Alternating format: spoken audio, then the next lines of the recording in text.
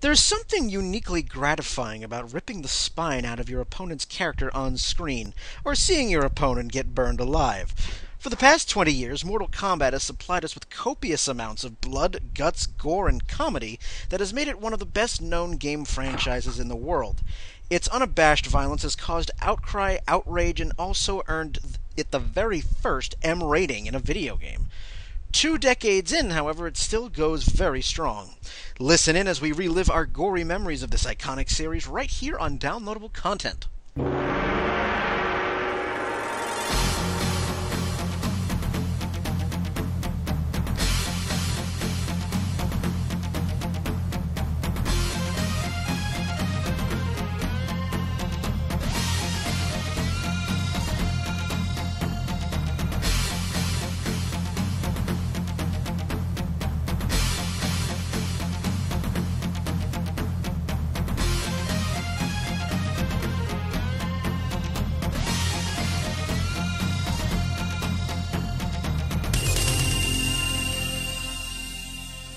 Welcome to Downloadable Content, everyone.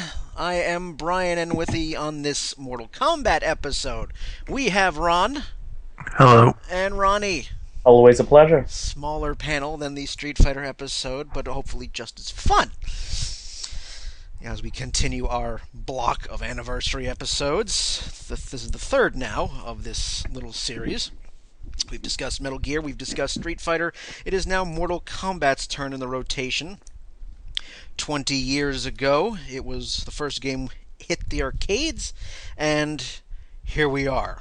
Before we get into it, as we all know, way back in the day, it was always Street Fighter versus Mortal Kombat. Where did all three of us fall in that one? Which one did you guys side with? I was predominantly Mortal Kombat. I'm an equal opportunity fighting game enthusiast. Okay, and I fell on the Street Fighter side, though I did play all the Mortal Kombats. So we got somebody from each of the three little sides. Yes.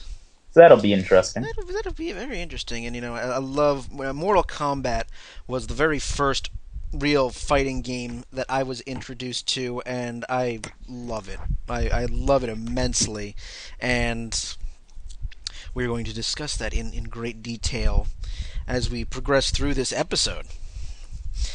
Unlike Street Fighter, Mortal Kombat caused way more controversy because Mortal Kombat took itself at least a little bit more seriously. Depends on the definition of serious. Well, yes. So, I agree with that wholeheartedly. We are going to begin right off the bat with, obviously, Mortal Kombat 1. It was released in the arcades in August of 1992. And it's, this was before the Entertainment Software Rating Board, before the ESRB came into existence, when each of the major game companies had their own, quote-unquote ratings, content description of what was in each game, etc. The first game was, you could see right off the bat, that this wasn't going to be your regular standard fighting game. I mean, we had blood.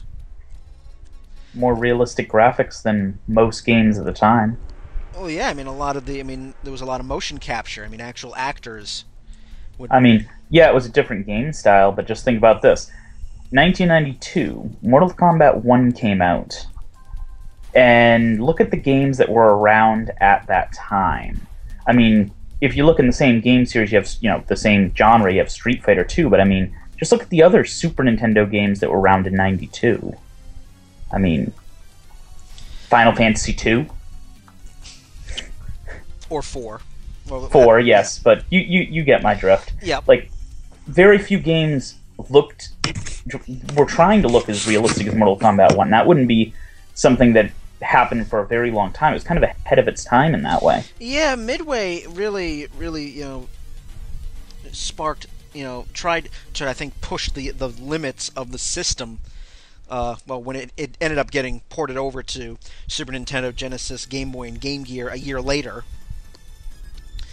But even then, I mean, the graphics looked very, very good for its time. However, because, speaking of realistic graphics and blood, I have to mention Nintendo's silliness with this game. As we all know, Nintendo still tries to maintain a family-friendly image, much more so back then than they do now. Yeah. Midway wanted to put this game on the Super Nintendo, and Nintendo's like, you can't have the blood and the violence.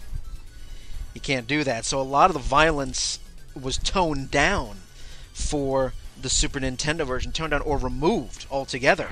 Well, the blood was removed entirely, I believe, at least now without using a cheat code. Yeah, that was, I remember the infamous blood code, where, in order to unlock the blood, you had to, punch in a... That actually really talked about how big Mortal Kombat 1 was, in that if there was another game like that wasn't as large as Mortal Kombat, they would have banned it outright. They wouldn't have accepted it on their system. They rejected so many games that came out in Japan that never came out here because of blood, because of gore, because of things that they felt were inappropriate. There are whole things of unlicensed games that are the games that were never licensed in America because of their censorship practices. Mortal Kombat 1 was too big for them to outright say, no, we won't take it at all. So they worked them to try to bring it in a little bit. Well, this unfortunately had the decision to get rid of the blood and tone down the violence for Super Nintendo. It ultimately bit Nintendo in the ass because Sega was like, "Oh, Nintendo doesn't want the blood? Well, come on, Midway, we'll take it." Mm-hmm. And Mortal Kombat 1, at least on the consoles, the Genesis version did far better in terms of sales than the Nintendo version. Sega was the big recipient of the sales for that game because, Sega was like, oh, well, fine. Nintendo wants to keep their family-friendly image. Let them. We'll take it. And so in later games, Nintendo was like, oh, all right. Well, it's kind of funny how Mortal Kombat 1 was on... Yeah, notice, we have a reason for thinking it was better on Genesis, but it was on Super Nintendo and Genesis, but to everyone, it was considered a Sega franchise. Kind of like how Street Fighter was considered a Nintendo franchise, even though there were a couple ones that were on Genesis. Right. And, this also, because this was really unique, I mean, this was really the first game, at least in my memory, with such copious amounts of violence that, parents started to get a little angry. There was definite outcry. I mean, you had games also. Another game around this time, you had Doom. You had games like video games like Doom and Mortal Kombat, which really triggered the violent video games controversy in the early '90s. Mm-hmm. Politicians and lawyers getting involved. Still getting involved. Well, yes. Though now people seem to laugh at them a little bit more, because the adults nowadays were the kids back when they were complaining the first time. Yes. And we realize much more so now how ridiculous many of their arguments are. But that's neither here nor there. This, games like Mortal Kombat eventually led to the creation of the ESRB, that's our rating system in the United States, in 1994. And it was no surprise that Mortal Kombat 1 got the very first M rating. So a little history on that. But about the game itself, I mean, it had, the first game definitely, introduced your classic characters, your first 7. Mm-hmm. It also introduced, it was one of the first games to have secret characters, or a secret character. Yep. In Reptile. Yep. The game itself was, very interesting. When you had its standard fighting format, best 2 out of 3 rounds, but each character had special moves and the inclusion of fatalities, which was one of the games and really the series, hallmark achievements and moments. It's one of the series trademarks. finishing off your opponent in grand, brutal, bloody fashion. You had it introduced what is known as juggling, which was the ability to knock opponents into the air and hitting them while they're airborne and defenseless. Creating the move that so many of us still curse to this day. There are several. Which one would that be? Juggling. Well, yes. The concept The whole of... concept itself. Okay.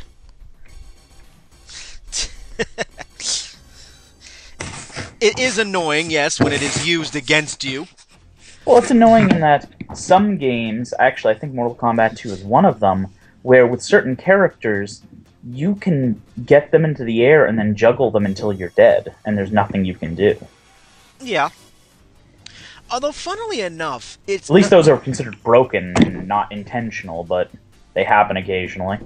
Although, funnily enough, it's not the juggling creation that pisses me off. It's the creation, it's the idea, it's the gameplay mechanic in other fighting games like Soul Calibur, where you can hit an opponent while they're down. For some reason, that pisses me off more than getting tossed into the air and beaten senseless. But that's just me. Well, one is something you can realistically do in a fight, and one of them breaks every law of physics. Yes. And everyone loves seeing the air combos, and well, they love it. They love watching it, and they love doing it.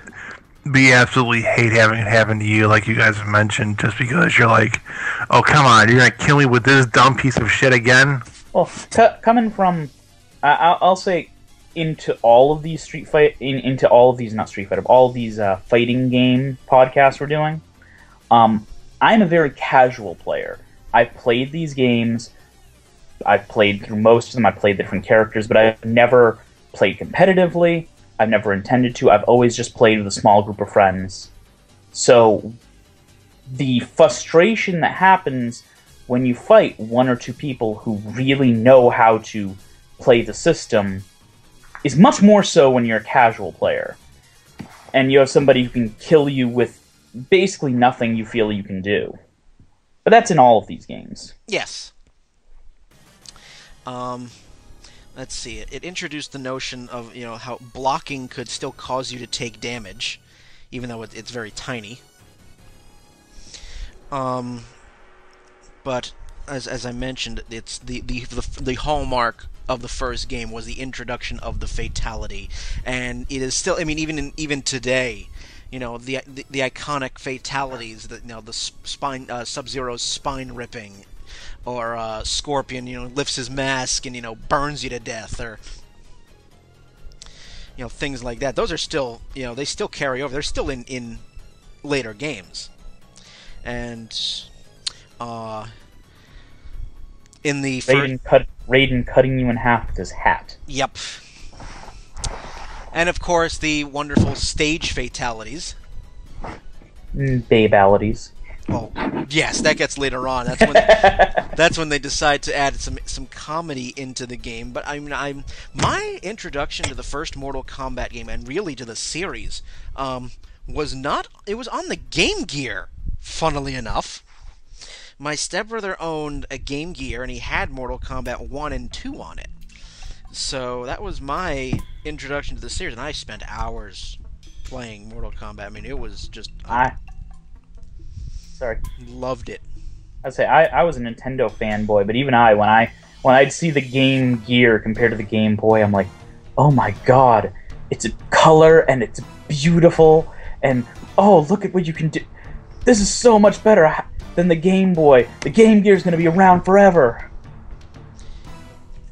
Nope. 20 years later, didn't quite end that way. Didn't quite end that way. Still, why did Nintendo take 10 years after Game Gear to figure out how to backlight and give color to the set? Anyway. They figured out how to do it for cheap. Anyway, it was just, yeah. But I mean, you have the classic characters: Sub-Zero, Scorpion, Kano, Sonya, Liu Kang, Johnny Cage, and Raiden.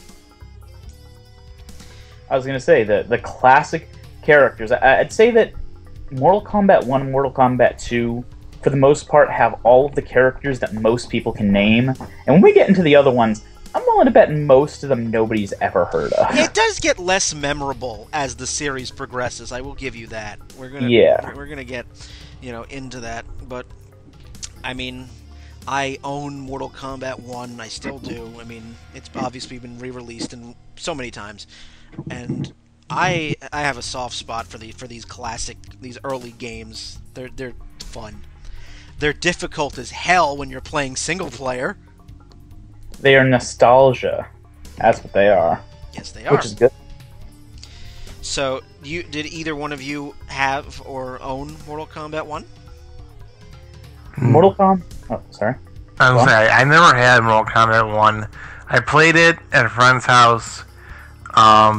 Basically, I just learned the Sub-Zero freeze move, and then just load kick kneed someone to death. The most frustrating thing about Mortal Kombat 1 was Goro. Yes. You could not let him hit you if you wanted to win that battle. Goro, for nostalgia, I mean, if you were playing a single player, how it works, and this is standard for all the Mortal Kombat games, is you ascend a tree or a ladder of fighters, and it gets harder and harder with each one. However, Mortal Kombat 1, after you had beaten all of the other characters, you then had to face yourself in a mirror match. Then you had 3 endurance matches where it was you versus 2. And then after the 3rd endurance match, you would then be rewarded with Goro. That's not a reward, that's a punishment. You would be rewarded with Goro.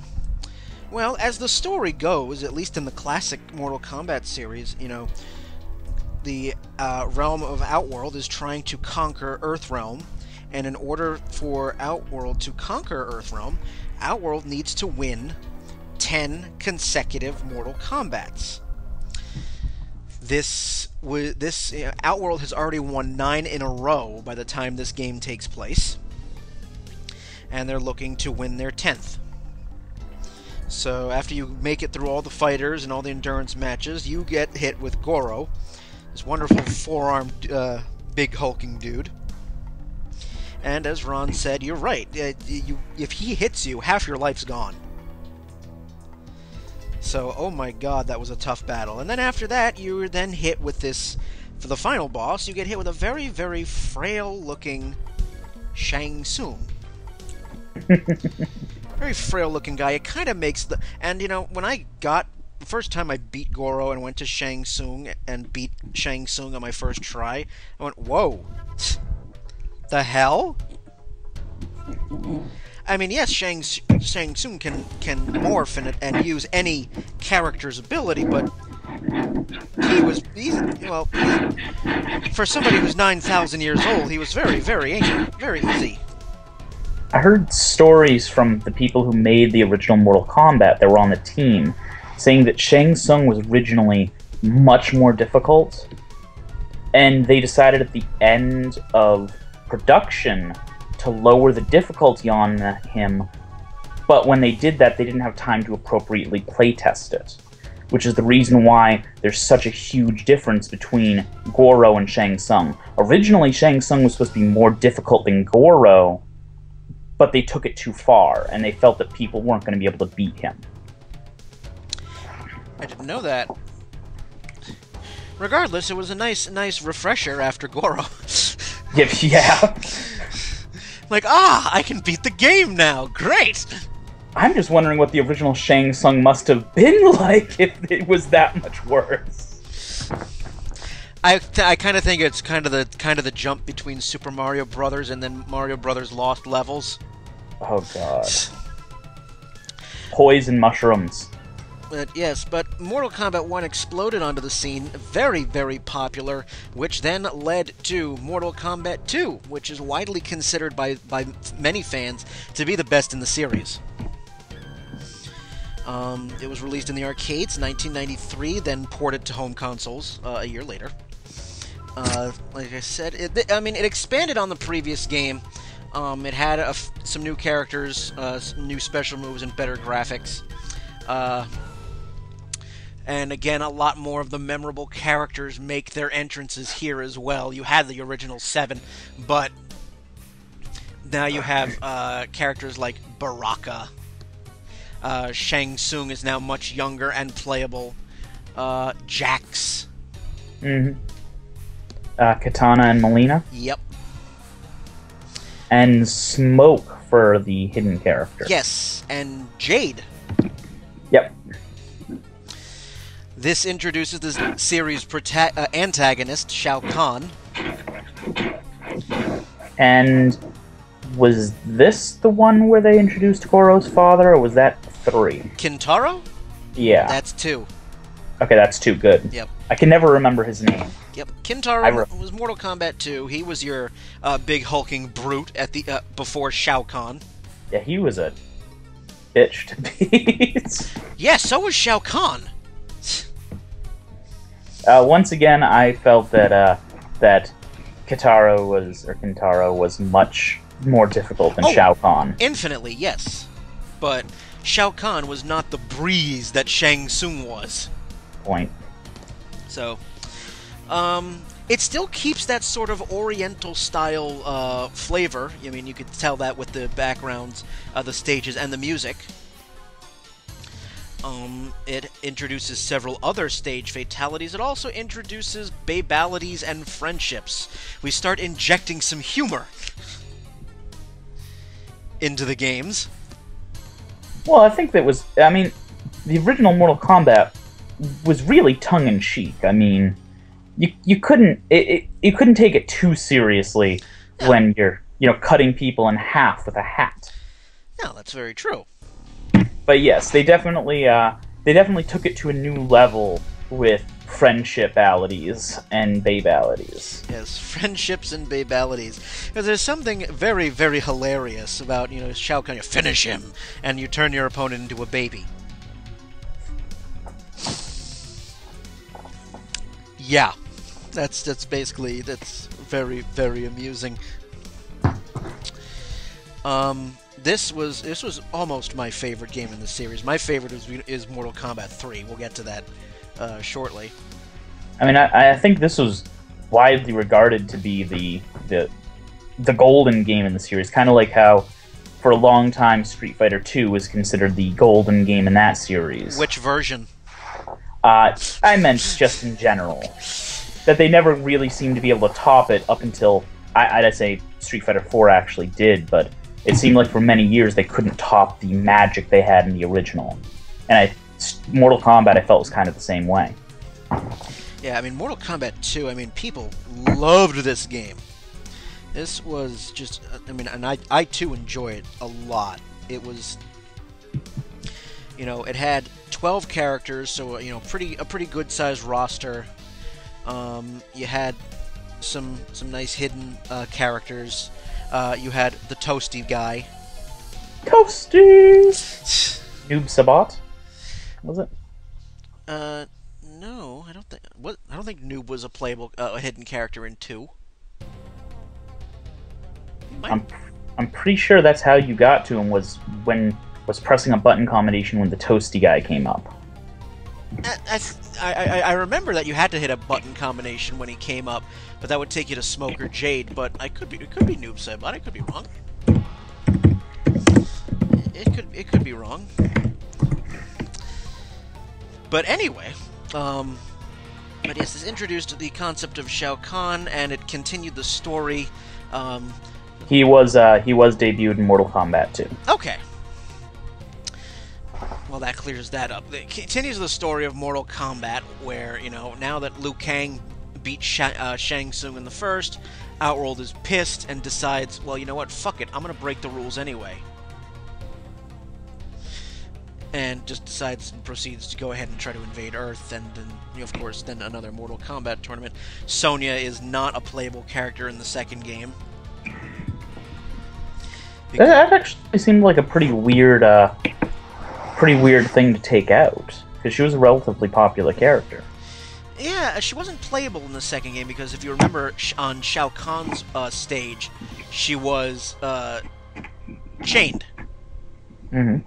So,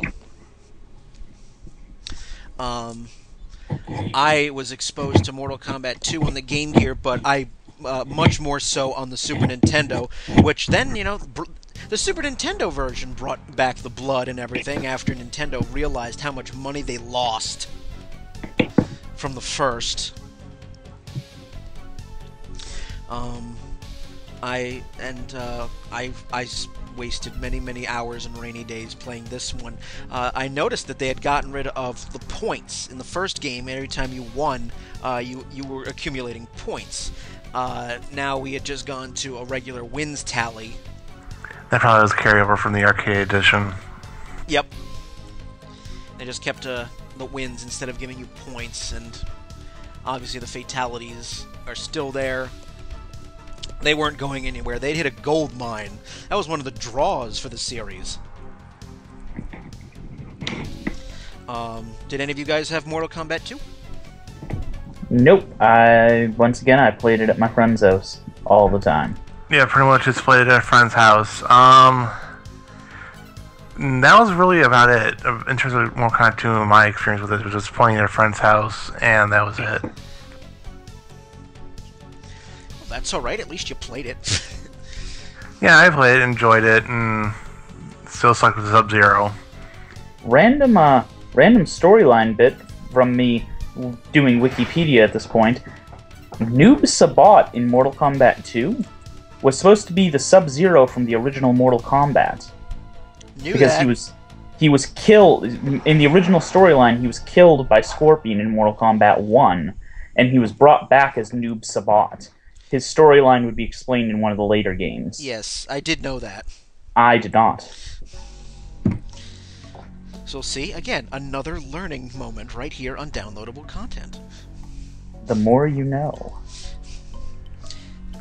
Wasn't that also an NBC slogan at one point? Anyway. Yes, it was. That's where I was getting it from. The more you know, now just Power Go Joe.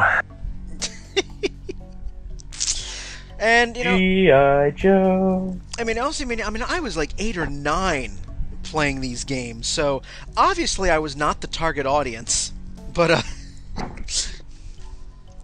I was playing them right along. And, again, before we got the internet, my stepbrother and I were buying strategy guides, to get the moves list and fatalities and all that other fun stuff. My characters of choice, and this is true for any of the Mortal Kombat games, my characters of choice tended to be Scorpion, Sub-Zero, and Raiden. Pretty much mine were Scorpion and Sub-Zero, because they were the people whose moves I learned, and they played the most like Street Fighter characters. They also have, some of the easiest button combinations. I was gonna say they kind of were like the Ryu and Ken of Mortal Kombat, in that they both played pretty close to the same. They had relatively easy moves to learn, and once you got them down, you could play pretty easily. Plus, it looked badass. Yes. Oh yes. Get over here. Yes. Still classic even today. So not too long later, just a short while later, Mortal Kombat 3 was released. It was released in '95 and then ported to all consoles very shortly thereafter, and further expanded the roster. Now we're getting now we're starting to get the characters, the cyborgs. Starting to get Cyrax and Sector, Smoke. You start getting into, in my opinion, the sillier characters. Yes, we start getting into the... Mortal Kombat 3 it's still classic enough where still, the characters introduced in that game are still pretty memorable. Mm-hmm. And their movesets are pretty memorable as well. There's not too many palette swapping going around, even though the models may be similar. Well, the palette swapping was just, Scorpion, Sub-Zero, Reptile, Ermac. Smoke. Yeah, It's like, oh, let's just change the color of the outfit. Well, they always kind of did that, though. Yeah. I mean, Melina and Katara were pretty damn close. You know, Scorpion, Sub-Zero were always palette swaps, pretty much. Mortal Kombat 3 was Midway was actually now starting to move away from the Japanese, the Oriental influences of the first two games. It was becoming more, gritty and, more sort of Western contemporary, more modern sort of settings. You mentioned that in the last two, but to be honest, I didn't really see the Oriental flavor in the earlier ones. Maybe it's just I'm not remembering it as clearly, but it didn't seem like it was clearly inspired by. I mean, each stage had its own little inspiration, but well, that and the music as well. I mean, you could really tell. You could really pick it up in the music. Okay. We start getting into this. Mortal Kombat 3 was the first game to introduce the chain combos, which are essentially they're pre-programmed button presses. Mm-hmm. Which you start getting ridiculous 5, 6, 7 or more hit combos. Which these particular chain combos were designed to deal more damage than your standard juggle. Mm-hmm. Also, I remember this was the first in the series where you could uppercut somebody into another level. Yes, that was relatively memorable. I think even a lot of people who never played the game still think about that when they hear Mortal Kombat. I when I first saw that, I was like, "Whoa, this is cool!" You uppercut somebody, and whoa! Suddenly, we're outside. It's like, hey. Didn't it also have the knockdown too, like where if you knock someone down, so you could enter another level that way? I never recall an instance where you could go in reverse, where you could hurl somebody down to a level. I know you can do that in later Mortal Kombats. I don't know if that came out in 3, though. I don't think so. I don't think so either. I know a lot of people who think that the uppercutting through levels came out in 2, and I know it didn't, but a lot of people who, weren't big on Mortal Kombat, they just think of that as one of the classic things. So they think it came out earlier than it actually did. Right. This Mortal Kombat 3 also introduced the animalities and mercy, which are required to perform animalities in that game. At least once. Well, once for those of you who don't know, the mercy move is when Shao Kahn says finish him, you could input a string of buttons and show mercy by allowing, but you're essentially giving your opponent a little bit of life back. And I don't think I've ever seen anybody perform a mercy move. I have. I mean, I've done it. And, my stepbrother would occasionally... I mean, in order to perform an animality, you have to do a mercy. Okay. So if you ever saw an animality in that game, then, a mercy would have had to have been done prior. Okay. Of course, they keep the classic. They keep the stage fatalities. They keep the fatalities. But now it starts to get a little ridiculous with all the bajillion finishing moves at your disposal. Each character had at least 2 fatalities, and then there was animalities, babalities, friendships. It's like, there's a larger finishing move list than there is a move list. It was getting to that point, yes. So in Mortal Kombat 3 specifically. And also true for Ultimate Mortal Kombat 3. My stepbrother and I would put in, a bunch of cheats before we started playing that would allow, like, 1-button fatalities. Which is nice, because, when it says finish him, as we all remember, you only have about 3 seconds to put in 12 buttons. Yeah. They never did make it a little user-friendly for the button combinations for the fatality, just because I think they want people to earn it. I never did. I was like, fuck that. I want my one button fatalities, and so each button on your controller was assigned a different fatality. One would be one fatality, another would be another would be a friendship, or another would be an anima, etc. Like, Yeah, no, I do not want to try to squeeze 15 buttons in 3 seconds. Yeah, I still to this day can only do 2 fatalities. That's Sub-Zero and Scorpion. Their basic one, that's all I can do. Ultimate Mortal Kombat 3 was released later in it was released in '96 for the consoles, and Ultimate Mortal Kombat 3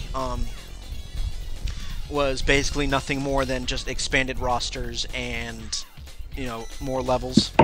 That was really it. They'd added a few extra features like 2-on-2 combat or 8-player tournaments. Things like that, but nothing really too memorable. And then we get Mortal Kombat. We have Mortal Kombat Trilogy, which was considered at that time to be, the pinnacle, because Mortal Kombat Trilogy, if we all remember, that game had included all characters from all Mortal Kombat games up to that point. Yes, Mortal Kombat Trilogy was the capstone to me of the Mortal Kombat one. It was after that to me was the end of the classic era, and then things started to go downhill after that. I agree wholeheartedly, actually. It was after Mortal Kombat Trilogy was like, yes, every character, and even several incarnations of the same character. For example, you could play as Mortal Kombat 1 Raiden, Mortal Kombat 2 Raiden. Every character in Mortal Kombat and almost all of the stages. That was the first Mortal Kombat game that I legitimately wanted to own. I never got the chance to, but it was the first one that made me go, yeah, I love my Street Fighters, but I think I need this. I want this in my life. It's not a want, it's a need. And I have the PS1 version of Mortal Kombat Trilogy. The only thing I don't like about the PlayStation 1 version is that playing as Shang Tsung is an adventure. Because Shang Tsung, obviously, as you know, changes into different characters. But if you played Shang Tsung, if you punched in a series of buttons which caused him to morph into another character, the battle would stop, it would say loading, then he'd change into his character, the battle resumes, and once he goes back to being his default, battle would stop, loading, and then pick up again. Yeah, that's pretty bad. That's PlayStation. That's why I never played as Shang Tsung, and I Oh, sorry. Continue. I hated playing Shang Tsung even as single player. I'm like, oh dear, this is gonna be a long battle. On another note, I'm surprised that other companies and Midway Mortal Kombat itself haven't done something like Mortal Kombat Trilogy again, where you just take all of your stuff, put it together, and just have people play it. It seems like it'd be intelligent. They kind of did that, actually, not too long ago with Mortal Kombat Armageddon. Okay. Which we'll get to in the second half. But to further your point, just on that, Ronnie, Mortal Kombat Armageddon has 62 playable characters. Okay. So that is the most of any fighting game ever. Are you sure of that? According to Wikipedia, Armageddon actually has the most number of playable characters of any fighting game. It has 62. I'll believe that, but I will say that I know one of the King of Fighters games is actually close to that. Okay. So. Because I thought it was at 60-something. That's the only reason why I was curious. So, what say you guys? What are your thoughts on Mortal Kombat 3 Ultimate or Trilogy? I've given mine. Mortal Kombat Trilogy, I think, was the best of the Mortal Kombat series, and I don't think we haven't seen a Mortal Kombat game that good in a very long time. I haven't played the new one, but as far as I'm concerned, that's the best of the series. for what it did to the industry, I mean, sure, we look at it now and it's kind of funny, but for what it did back then, especially with the first game, I mean, it helped make the SRB, which, as much as we make fun of it, actually was a needed thing to be done. So I think that, at least for the first 3 games, they're pretty good. We should see something. We should see the trilogy thing again, just because that's a nice little package deal for people that didn't buy the first 2. Be like, oh, you can just buy this and get all 3 games. Fantastic. It was a lot of fun. Although, by the time Mortal Kombat Trilogy came around, we had already seen Mortal Kombat 3, Ultimate Mortal Kombat 3. While it was a great, game, people were starting to get a little tired of it. It was starting to be, old hat. It was like, well, okay, this is great, but, As much as I nailed Street Fighter 3 for reinventing itself and throwing everything else it used to have away, they had the balls to throw everything else away and reinvent itself and keep itself fresh, while Mortal Kombat seemed like it just kept watering itself down. If that makes sense. I'll elaborate on that just a little bit. Well, like, with Street Fighter, Street Fighter 2, they made so many, different versions of it. But when they made 3, they went, okay, we're getting rid of all these beloved characters, we're just keeping Ryu and Ken, and we're just going to make a whole new cast of characters and try to reinvent the game. And they added a bunch of new stuff in. They, as we said, got rid of a lot of memorable characters and tried to reinvent itself. And whether that worked or not, they did something to try to make their game feel fresh again, because people were burned out on all the copies of Street Fighter 2. Mm-hmm. Well, Mortal Kombat to me was the same way. They just kept adding more options, more characters, more things in, but they were adding ones that really weren't that a lot of times weren't that memorable, that didn't have the heart that a lot of the other characters did, that weren't people that you grabbed onto. So to me, they just kept watering the franchise down as it got farther and farther along. They didn't have what I would say the balls that Street Fighter did, where they just threw everything aside. I hated Street Fighter 3, but it took a lot to go, okay, we have all these characters that people love, we're just going to start over. And, Mortal Kombat never really did something like that. They didn't really do anything to try to freshen the series up until they took the chance with giving Sub-Zero his own game.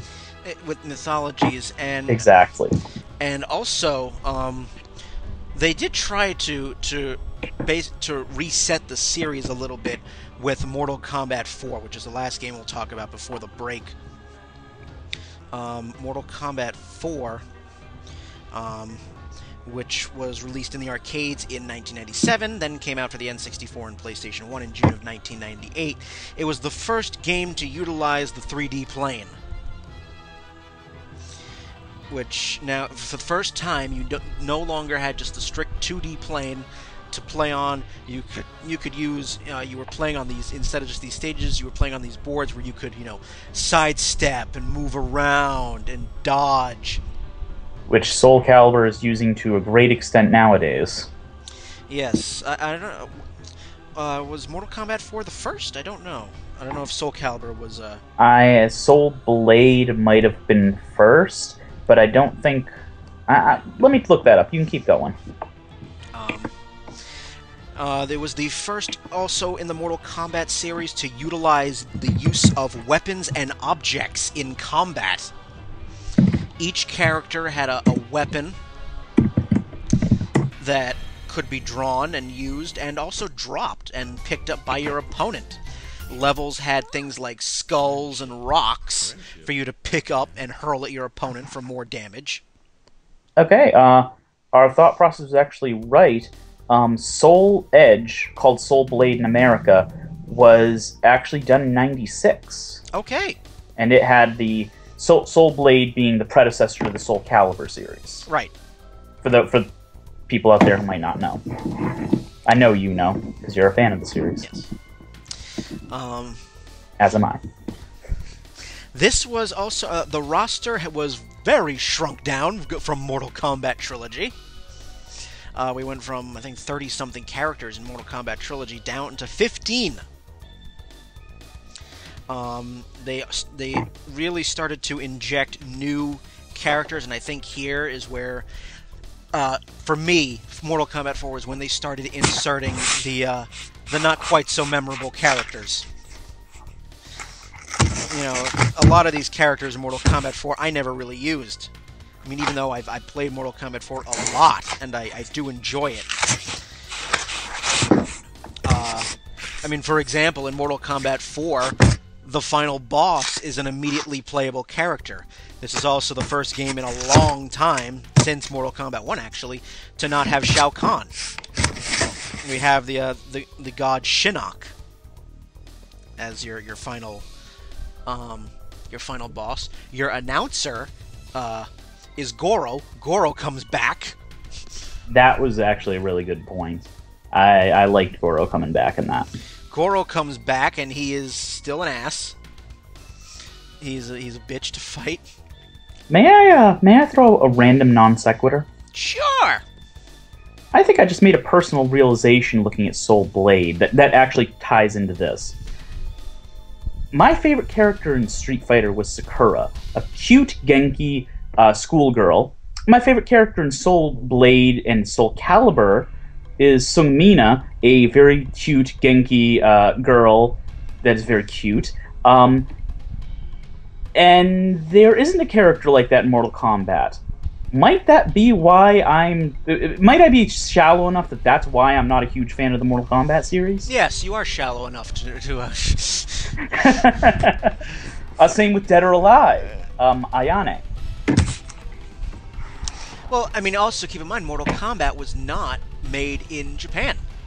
You're correct. Mortal Kombat that's an American creation, so we don't have those Japanese stereotypes in here. Instead, we have our own stereotype. Yes.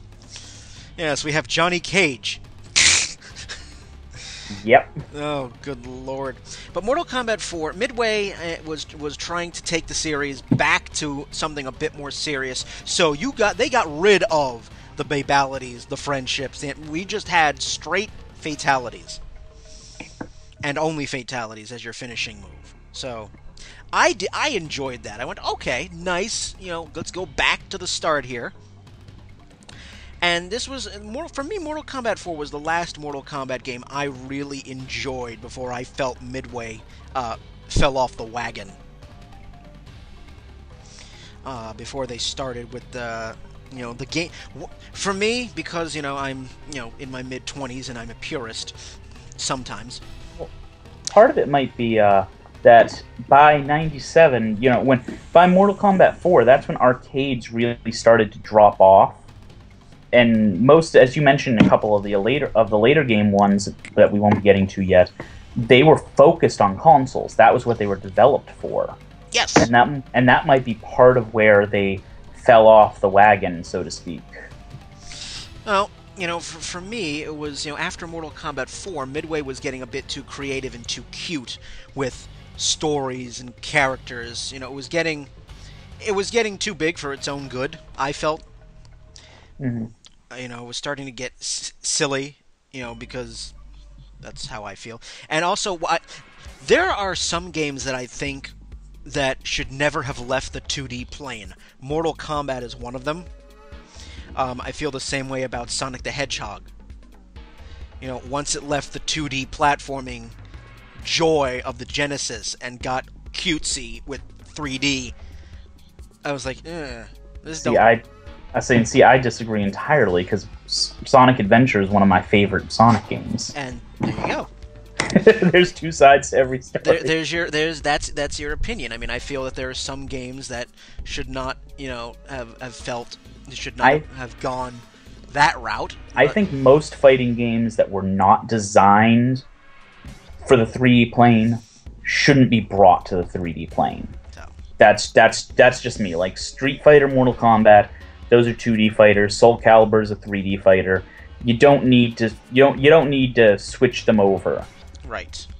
So it was Mortal Kombat 4, and Mortal Kombat 4, I liked it because, it didn't try to go crazy with it.